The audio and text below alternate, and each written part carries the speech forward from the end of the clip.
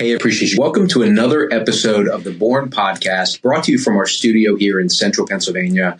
I'm your host, Nathan Imboden, and I have the privilege of bringing on local business owners and leaders, really uncovering the message about entrepreneurship and business ownership by letting them tell their story about how they grew, ran, or running and built their successful businesses and hopefully made a positive impact in their communities as well. You can find a full replay of our broadcast on our website at thebornpodcast.com.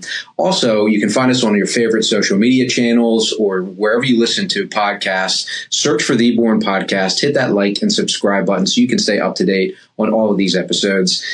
And I'm really excited. I know I say it every time, but I am always excited because we get great guests. And today is no exception. We have our friend Brent Roland, who is the current president and owner of Roland Builders, a multi-generational family custom home builder here in our area. And we're going to have a great time today. So, Brent, welcome to the show. Thank you. Thanks for having me. Why don't you just start by giving us a little background on Brent? Who's Brent? Where are you from? A little bit of your personal background, and we'll go from there. Sounds good. Yeah, so I was born and raised here in Mechanicsburg, PA, so just 15 minutes down the road. Grew up in a Christian home, went to Slate Home Mennonite Church. That was my home church, and went to Mechanicsburg for the public school there for elementary school and middle school.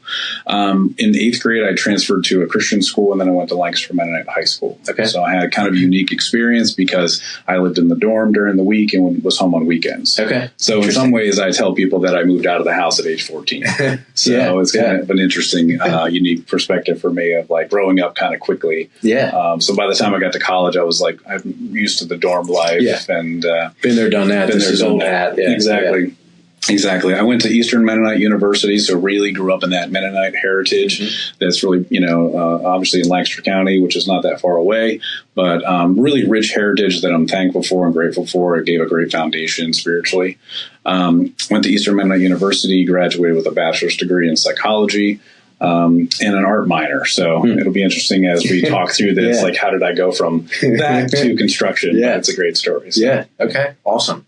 Well, let's pivot to the business quickly and maybe give us a little history about the organization. You weren't part of its founding necessarily. I mean, you might have been around, but you weren't part of its founding. But how the business get started? What was your path to getting in? Just a little maybe overview of that. Sure. Yeah. So my father started the company. He had been working for a local contractor doing a lot of finish work, trim work. And my mom and him had been talking about him going out on his own. So around September of 1976, he kind of quit his job and came home and said, hey, I quit and going into business for myself. So that was kind of the start of it. He didn't have any work lined up, which he was hoping to do ahead of time, but wasn't able to. But my father-in-law, who was where he announced, hey, I quit my job today, said, hey, my porch, the front porch needs repairing. Would you like to, start tomorrow and work on that? So that was the first job. And what's interesting is that that farmhouse is now where the Crackpot coffee shop is. Oh, wow. So that's the connection. How funny. Okay. Yeah. So cool. All right, let's get into maybe 1976 when it officially started, which I'm okay at math. So we're coming up on a big celebration next year, right? 50 years. 50 years. That's pretty awesome. Yes. All right. How did you get involved in the business? I mean, when did you make your way in? Because I know you said you went to school for not construction, not construction management, anything like that. So what did you do to get in? Yeah. So, I mean, when I was growing up, like in high school and college, I would work summers, and some like holidays and stuff like that in the business. What that taught me was I wasn't great with my hands. I didn't really like the physical work. I should stay in school. So that was a good lesson for me. But I was involved in like that exposure to the business was actually pretty beneficial. So worked for my dad again in summers like that. And then after graduation, I actually moved away. I moved to California for about a year, and then I got into IT. So I was in information technology for about 5 or 6 years. Moved there for after a year in California, moved to Kansas City, lived there with my wife after we got married for about 5 years, and then I moved back to the business in 2003, which is when I came into the business full time, which was about 22 years ago. Okay, interesting. All right, you said something else earlier. You said about art and psychology. Mm-hmm. And then you also mentioned that when you went out west, you got a job in IT, nothing to do with art and psychology. Right.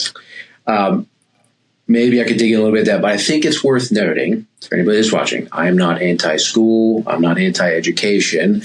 But I think it's helpful to see that life is going to pivot a little bit. You're going to have probably pivot, and that's okay. Like I don't know, you probably use some of that. You probably use the psychology degree in business a lot, and maybe the art a little bit, but just a different way. But I know a lot of people that went to school for one thing, thinking to maybe go down one path, and then life hits you and you go a different way, and that's okay. Yeah, that's right. Awesome. All right, let's talk about now your involvement then in the business, because you said I wasn't good with my hands. I didn't like doing that stuff, but you entered a custom home builder, family business. Right. So what did your role look like early on, and how did that develop over the years? Sure. Yeah. So to back up real quick too, when I went to college, my first semester, my plan was to get an architectural engineering degree and go into the business. So that was kind of, I think it's like following your father's footsteps. I confirmed in the first semester what I already knew, which was I hated math. So I did okay in calculus and physics, but it wasn't like my passion. Sure. So that's when I switched my major to psychology. And then at that point, I thought maybe I'll never go into the business. Then when I graduated, I wanted to move away. I wanted to get far away and just experience something different. So I enrolled in a program for experimental psychology at Cal State San Bernardino. So that's why I moved to California. And then while I was there, I moved there like in the summer ahead of the school year and was trying to get a job and realized, I was pretty good with computers. It was a hobby for me in college. I learned quite a bit, like doing gaming and different things like that. And I had a friend whose dad was in IT, so he taught me a lot. So I essentially took that hobby and turned it into a career. So I started taking night classes for Microsoft certification. I did that in the summer and realized, hey, I could probably get these classes done and get a job and make a lot more money than do a 2-year master's degree and then have to do more schooling or maybe make less money coming out of there. So there was a bit of a financial decision to pivot. And I was right. Within a couple of months, I got certified and was able to get a job pretty quickly after that, and then managed to stay pretty well employed and got a lot of experience over the next 5 years in IT. So that's kind of how that all transpired. Okay. All right. Interesting. Did you, when you came into the business, then did you do anything out in the field, or were you always behind the scenes, project management or design or that kind of stuff? My first title coming into the business was marketing director, which, we didn't really have titles back then. Much smaller business. It's a little bit larger now today. But that's essentially what I handled in the IT, which it was really great because, that experience is something I brought to the business. And even today, I'm still the resident IT expert in the company. So that saved us a lot of money over the years, just me being able to handle all of the file and print sharing and setting up of servers and managing all that. So that was a big, significant benefit. So I feel like even though I didn't pursue architectural engineering, what I did gain through another career was really beneficial to the company. So I started working, and immediately set up file and print sharing. At that time, we had a dial-up modem to the internet, which, kids today don't even know what that is, but really quickly pivot us to high-speed internet and network to the computers and all that good stuff. So that was the first part. I did work a little bit in the field, but it was just kind of to fill in. And I also shadowed my father and drove around with him one day a week just to kind of learn the business from all angles. So that's what I did early on. I did that for about 1.5 years. And then I started working directly with my mom, who was also in the business. She handled the design and sales for the custom homes. And so I trained under her for about 5 years, really, observed and was immersed in that process, and was able to take that over from her when she retired. So that was kind of my path. Cool. And that's what you're doing now, essentially. So now as the owner and president, obviously I have all of those duties, and I'm still working on custom home design and sales. I'm looking to hire somebody to take that over for me as I, look to grow and look to shift my kind of focus. But I've done that over the last, really started that in 2005. So it's been about 10 years. Awesome. Quick, I'm going to point to these two out here. Do you kids know about dial-up internet? I know you don't. So she knows about it. She may know about it, but not really. Yeah. I did have some dial-up internet growing up too, so I do know a little bit about it, and it was painful. It was painful. We were spoiled today compared to what we used to have to deal with. That's true.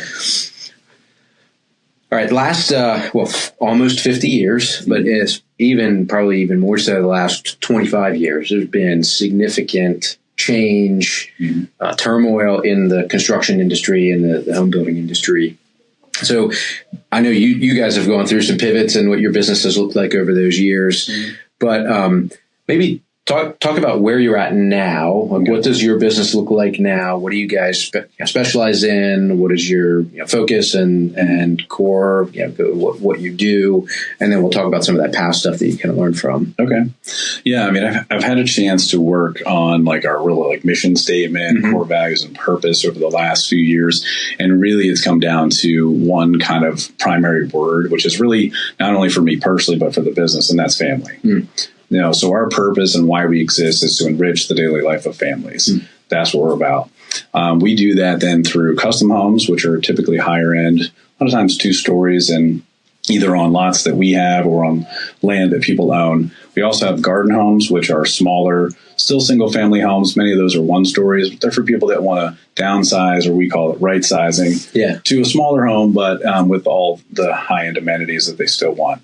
And then we also do remodeling and renovations as well. Okay. All right.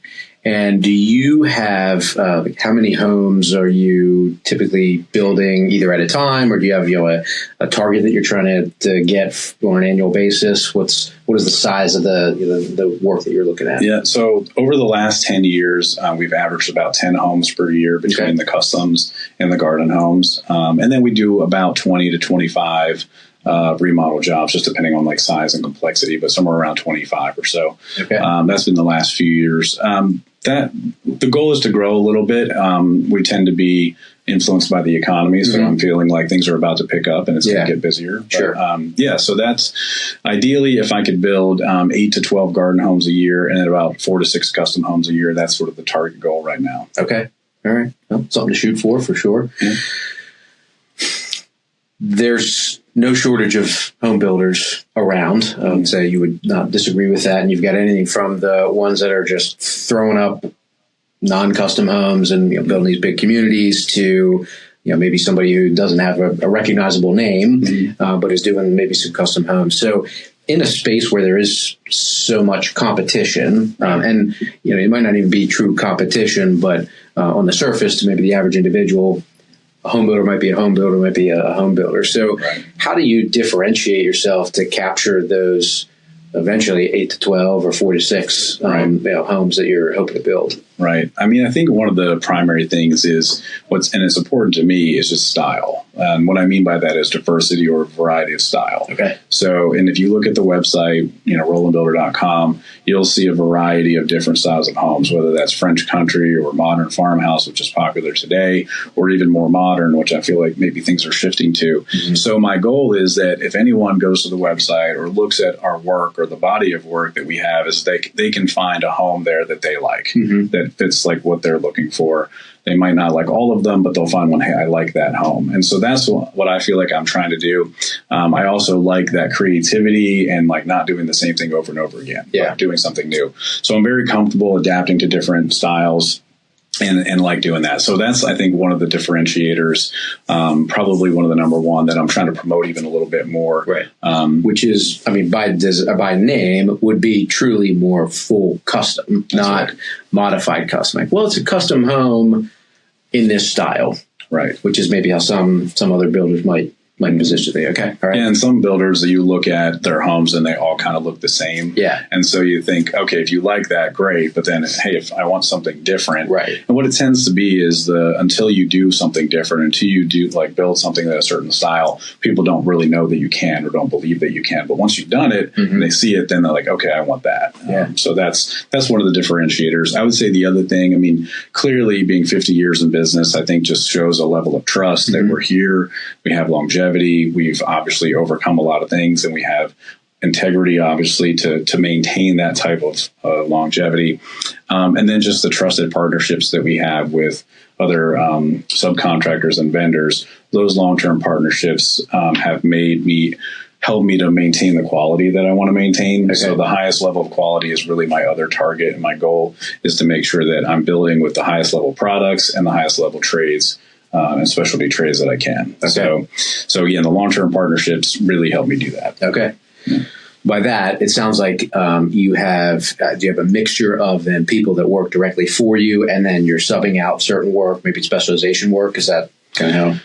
Yeah. So interestingly enough, for a lot of years, we had in-house trim carpenters, but about a year or so ago, I decided to move away from that. And so in-house right now, I just have managers for the most part. Okay. So I have one carpenter on the remodel side, and I have 2 laborers, which help kind of fill in the gaps. Yeah. But primarily I'm subcontracting the work out, again, to these trusted partners that have been with me for sometimes 35 years. Yeah. So, wow. Great. Okay. From an overhead standpoint, it's different. I mean, I would imagine, and that was probably different before. I think you said you had some trim carpenters, and but then your fixed expenses are a lot higher. Right. That if you go through a season where there's not a lot coming in, you still have that payroll you have to worry about. Exactly.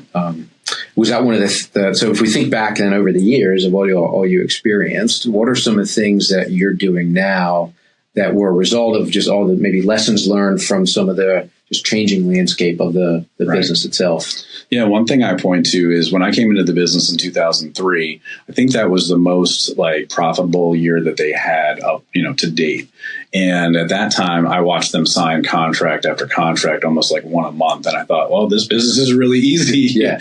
Little did I know that in 2008, things would change.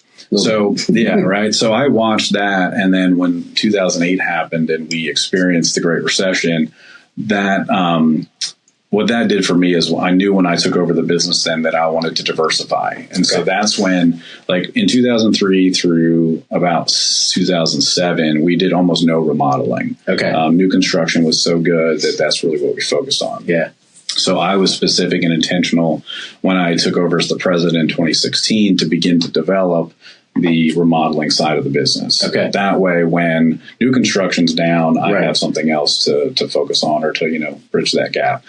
So now I have, again, dedicated 3 or 4 people just to remodeling. So that's one of the changes that I made. Okay. I would imagine that pivot, shy of or before COVID hits, was a good pivot because you had some experience doing that, and in that space, people weren't traveling as much, so then they were putting money back into their homes, and that was then an avenue you had to be able to pivot to take advantage of that. That's right. Yep. Okay. Mm-hmm. Interesting.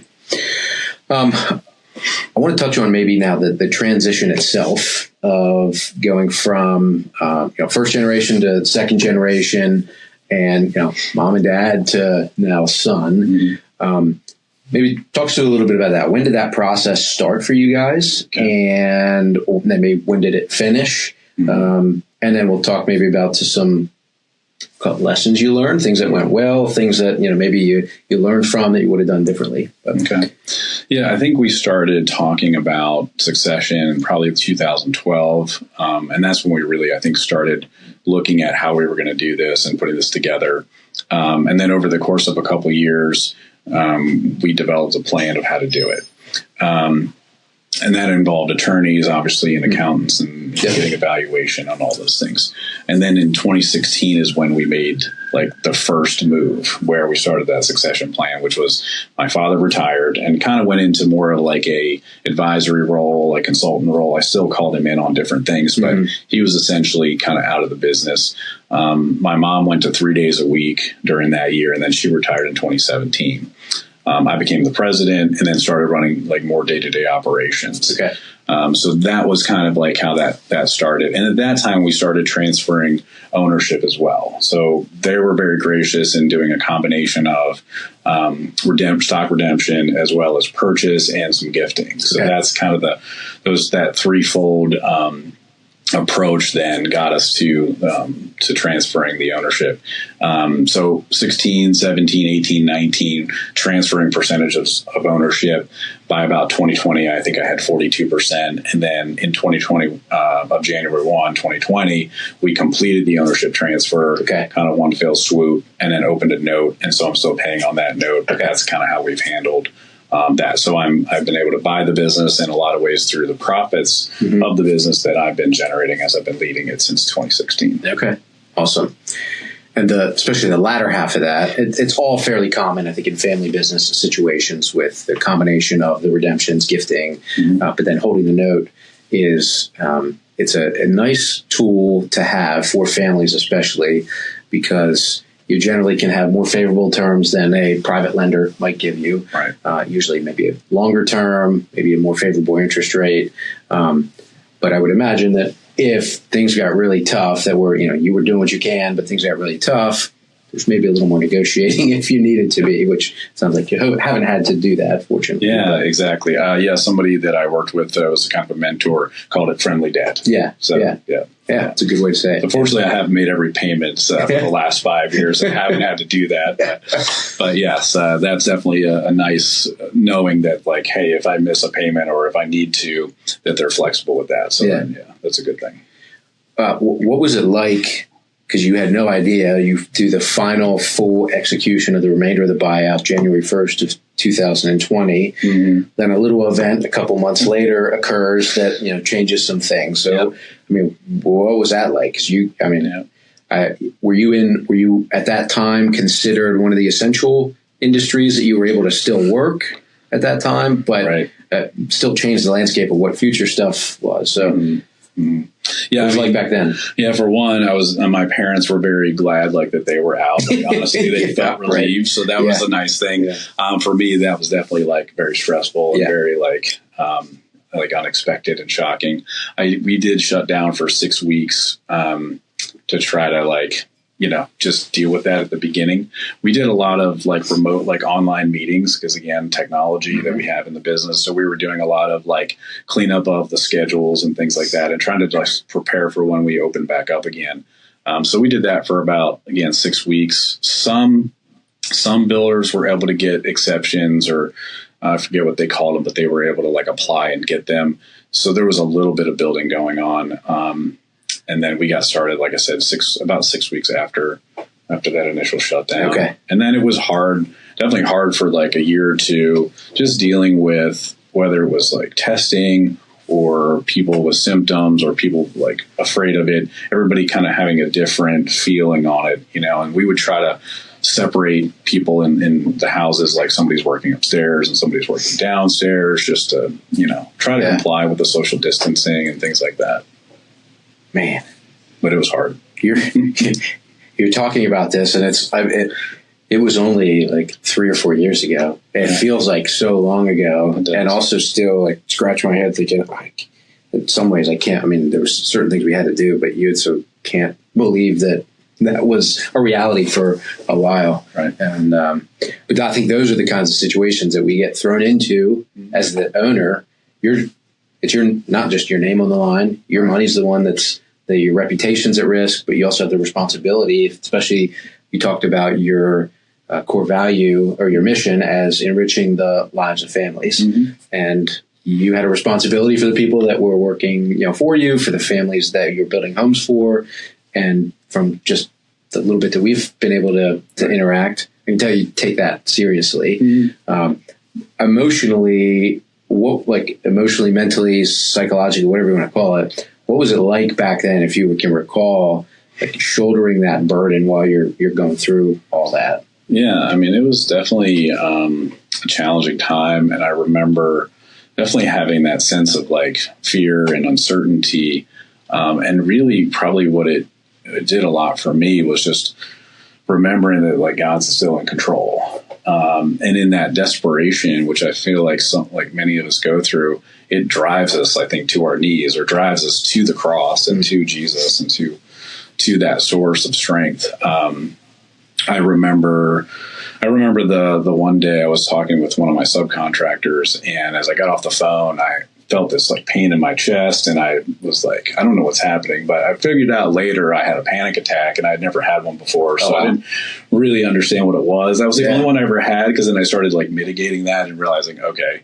And I found that every time I would talk about what was happening, that was kind of the physical symptom and the result.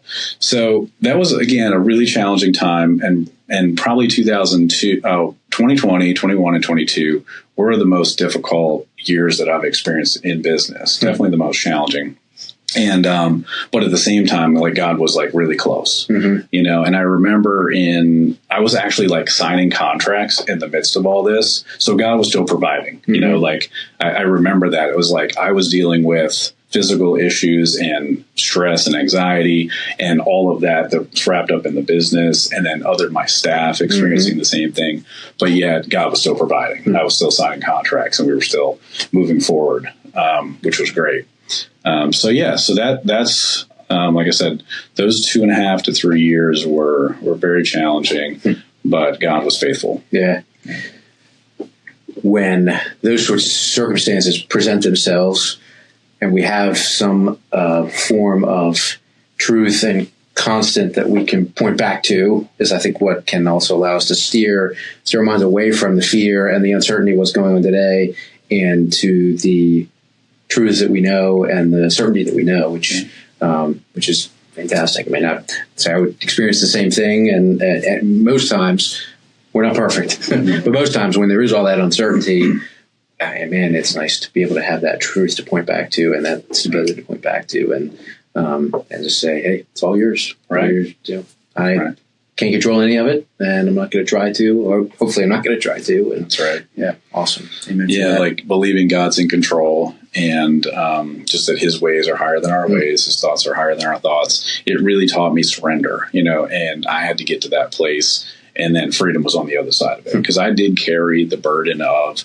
you know, carrying on the legacy, not wanting the business to fail, wanting to continue what my parents had started. That used to be a really heavy weight that I carried. But when I gave it to Him, now I have peace and freedom. Now, granted, it's not a one-time thing. I have to continue to do that. Yeah, that's God. Wish that was all it was, but I have to continue to do that. And again, then I find that He gives me peace. So it's a good thing. Amen. Glad for that. Yeah. All right. I want to pivot maybe now to something a little more practical as a possible consumer, as an example. Okay. So, shared a lot about the history, and I don't think I said this earlier, but you know this. The home that we bought is a Roland home. So we have experienced the superior craftsmanship, the customizations, just everything about the home is amazing.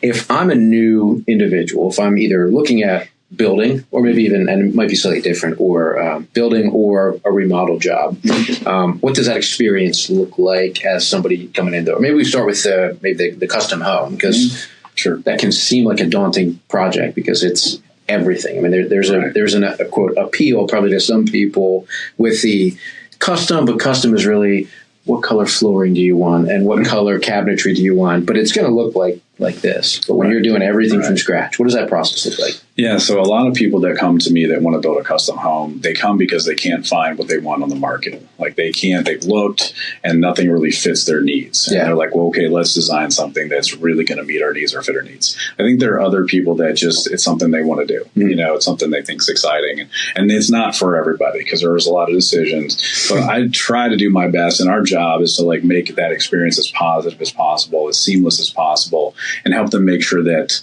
we're going to make sure they don't make any mistakes. Like, especially the first time somebody's doing this, they're like, I don't want to make mistakes. So I do the best job I can to make sure that happens. A lot of times, like, it's really important that we start with the land first. Like, if you have a lot or you have property, we want to design the home to fit that land and that lot, either to capture views or based on the topography or things like that. Yeah.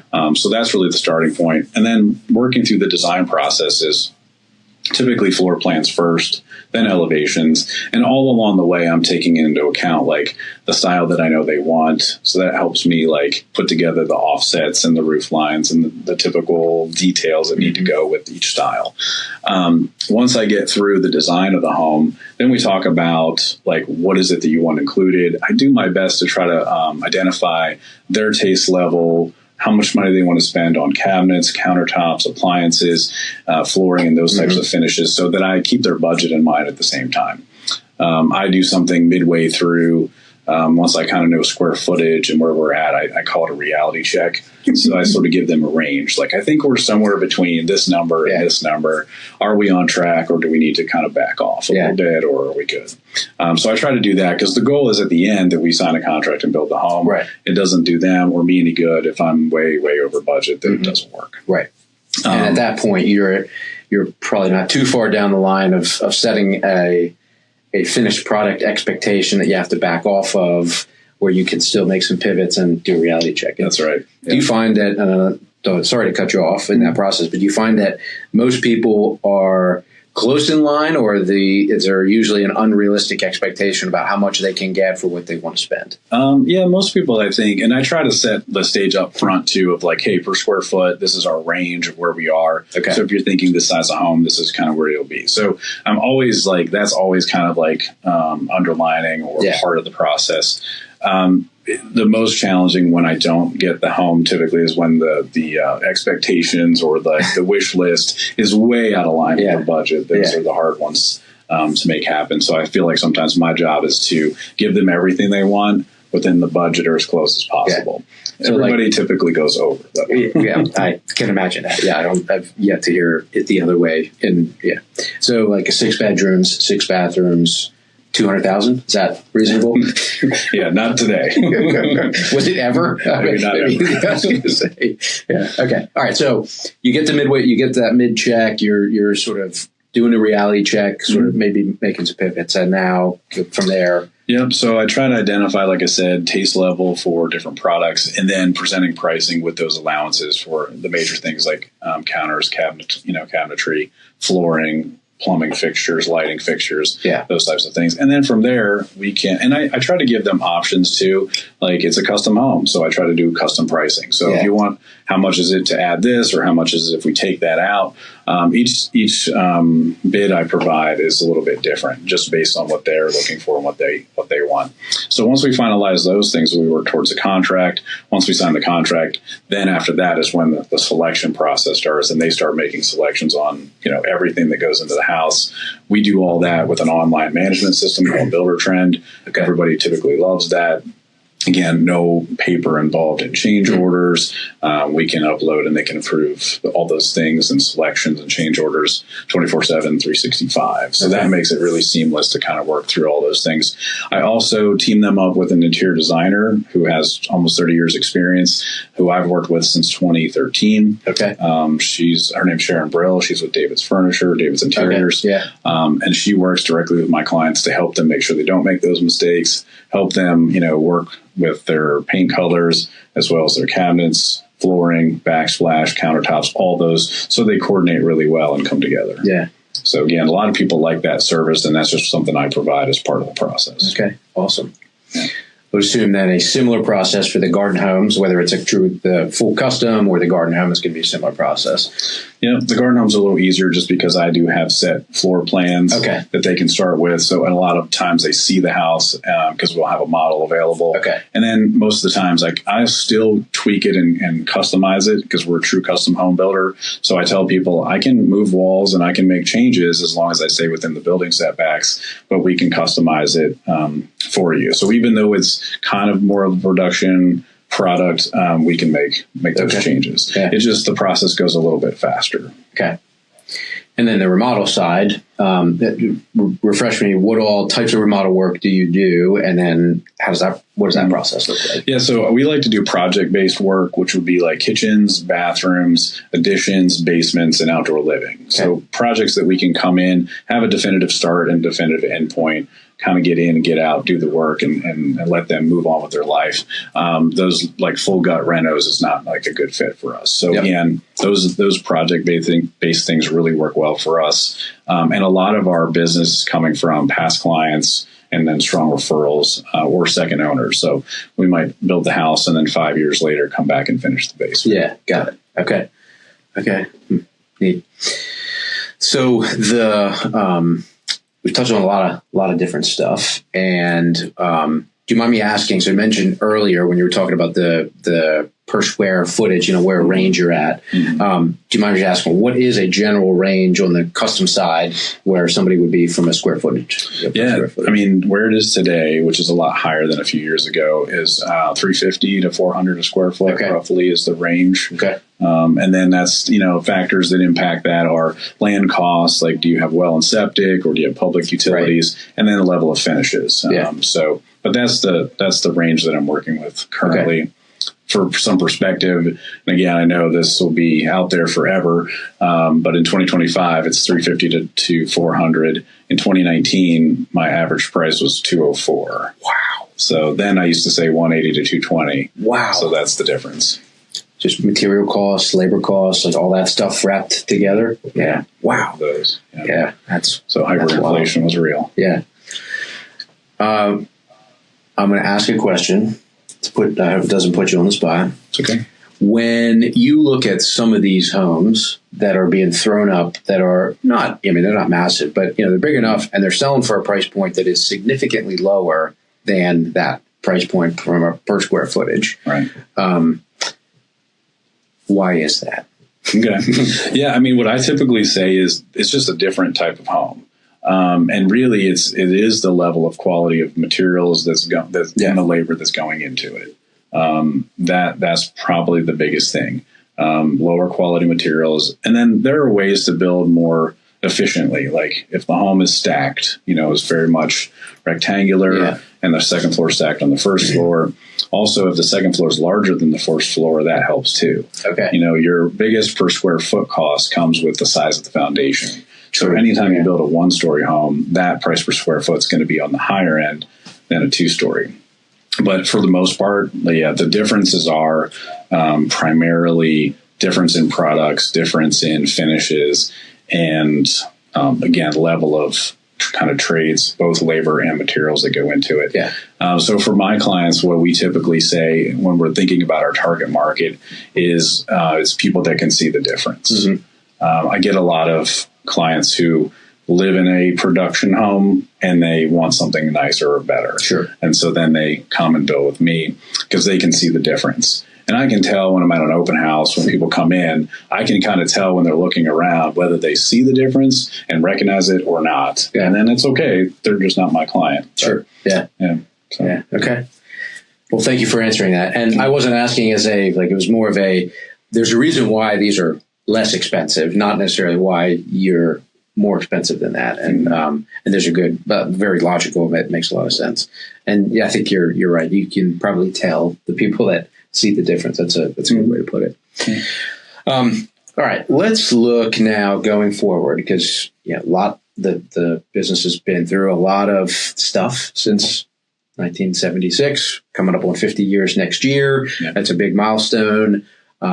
What is in the future for Roland Builders, for Brent Roland Builders in general? Yeah. Well, it's really interesting, and this is kind of holds true if you look at family businesses and you look at how they kind of start and evolve. Typically the first generation is very entrepreneurial, right? They get things started and a lot of sweat equity, right? They work really hard. They put a lot of time and energy into it. It's their baby, right? Yeah. So, wow, I'm getting emotional. So, and then the second generation, when we come along, we tend to professionalize the business. Yeah. And that's exactly what I've been working on for especially the last 5 to 7 years. So putting processes and procedures in place, job descriptions, employee handbooks, all of that stuff, I've been working very hard at to get systems and processes in place so that the business isn't relying on me and my time and my skill or ability, but it's instead on a system and a process and something that can, then sustain things. So at this point, and even just recently, I've been working with some consultants over the last 7 weeks to even take it to another level of professionalism.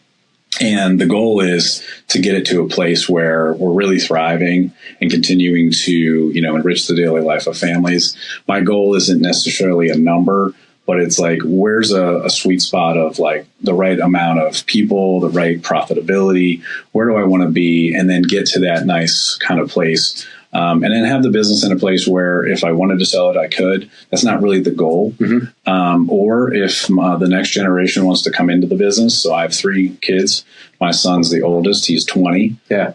So he might be a couple years out from that, but get it to a place where, and I feel like one of my goals for him would be that he doesn't have to kind of go through what I went through, so that I get it to a place where he can come into something that's established and that's formalized, and it has like a training program where he can like grow, up through the business if that's what it looks like. For me, it was kind of like, come in and then sort of figure it out as we go. And then when my parents retired, it was like, hey, good luck, sort of figure out like what you're going to do and how this is going to work. So that's kind of where I'm at right now, and have done a lot of work, especially over the last 2 to 3 years, of really getting those things in place to prepare for what I feel like is coming, which is an increase in demand. Everybody getting emotional. I mean, that there's some deep roots there, and I imagine that as you were thinking about if any one of your children come into the business, you're going to be entering a phase where sort of the potential curse of businesses. And you probably know the statistics of the very, very small percentage of businesses that successfully make it to that third generation. But I think if I can give a little bit of my perspective to you, and at least what I've observed, one of the great challenges that owners and families face as they go down through is the subsequent generations lose sight of the perspective of what the previous generation had either gone through or kind of what it took to get there. And while it's great to have somebody come in and just be able to have a system that works, I think one of the challenges sometimes that families face is that third generation or beyond didn't have to face the same types of challenges. And how do you take that? Not that that's a bad thing, but how do you pivot and make sure that there's still an understanding of the values of the business and what it takes to run and build and grow a business going forward, which I'm sure you're already thinking about and trying to figure out if that does happen, how do I set them up really well to succeed at the same time? Because the transition will look different from what your parents did and brought you in compared to what you will look like with your kids. But definitely.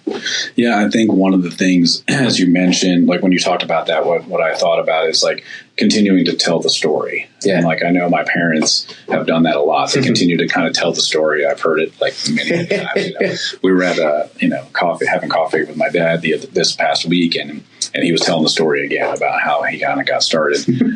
So I think doing that. And then the second piece is I'm actually working on producing a documentary, like a legacy video for 2026 so that we can really promote that.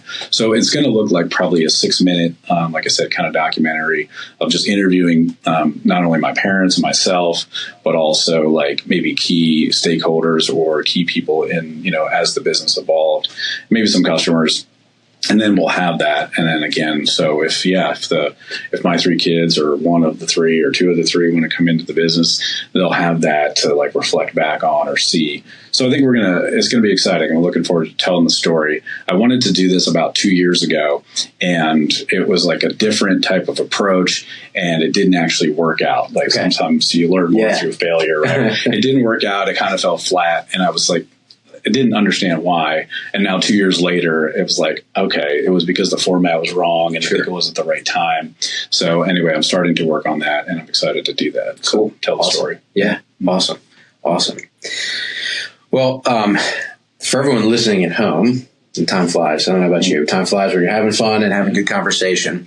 But everyone that's listening at home, they've heard your story. They've heard all about how I think you've pitched a good case and made a good case for why, if somebody's looking for a downsize, if they're older, looking to or right size, as you say it, right size. If they're looking for just true custom home, if they got project based work that they need done at the house and are entertaining Roland, what's the best way for them to either learn about the more details about the services you can provide or get in contact with you guys? Yeah, so the website, if you want to go to rolandbuilder.com, or you can call us at the office. I actually don't have like an answering service. I actually have a live person there because we feel like that soft touch is important. So 717-697-8643 is the phone number. And we're on social media as well. So Facebook, Instagram, and those other platforms. Awesome. So yeah, that's the best way to find us. But we want to talk to you. So yeah, definitely call us or contact us through the website, and then we'll set up a meeting. A lot of times what I try to do is set up like a 1 hour kind of get to know you meeting at the beginning, answer any questions they have about the design and building process, find out their wish list, and see if it's a good fit. That's really important to me, that it be a good fit for them and a good fit for me as well. And then if it moves forward, then it's great. Awesome. Well, Brent, thank you. Thank you for taking time to share your story and to share that with all of our listeners and our viewers. And as I said, we have the benefit, my wife and I have the benefit of living in a Roland home. And so we can speak to the quality of work and the beauty of it. And I can say, I do see the difference. Definitely see the difference. So anybody at home, if you're really seriously thinking about this, embarking on this journey, I think there's a great option here with Brent and his team, and I would encourage you to check out their website, reach out to them to discuss any of that. But great. Thank you for being on the show. Okay. Everybody at home, I hope you enjoyed it, and we'll see you on the next episode of the Born Podcast.